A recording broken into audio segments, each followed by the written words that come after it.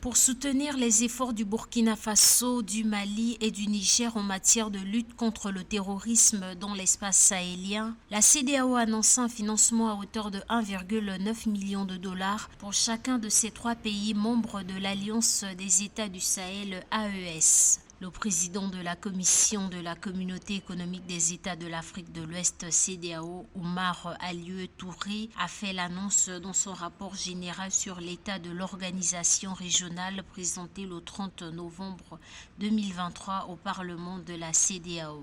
Alors, le don de la CEDEAO pour soutenir la lutte contre le terrorisme au Mali, au Niger, au Burkina est un acte salutaire. Parce que depuis belle lurette, j'ai toujours dit et soutenu que la CEDEAO doit être une CEDEAO des peuples. La CEDEAO doit, au lieu de lever une force pour intervenir dans un pays en vue de rétablir un président, doit plutôt constituer une force pour lutter contre le terrorisme. Le Burkina Faso recevra quant à lui 1 million de dollars supplémentaires à cause du nombre plus élevé de ses déplacés internes, a fait savoir le président de la commission.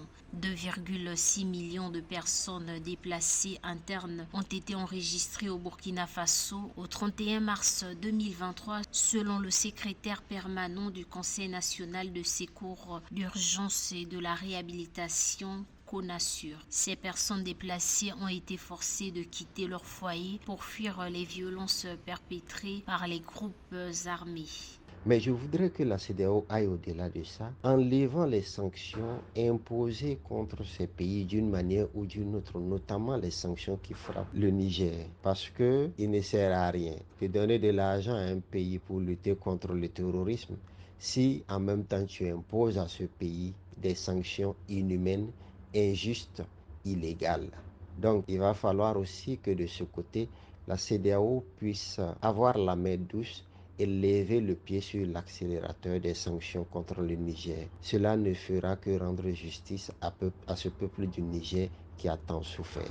En proie à l'insécurité, le Mali, le Burkina Faso et le Niger ont créé le 16 septembre 2023 l'Alliance des États du Sahel AES pour lutter contre le phénomène. Cette nouvelle alliance vise à assurer la défense collective des populations de ces États.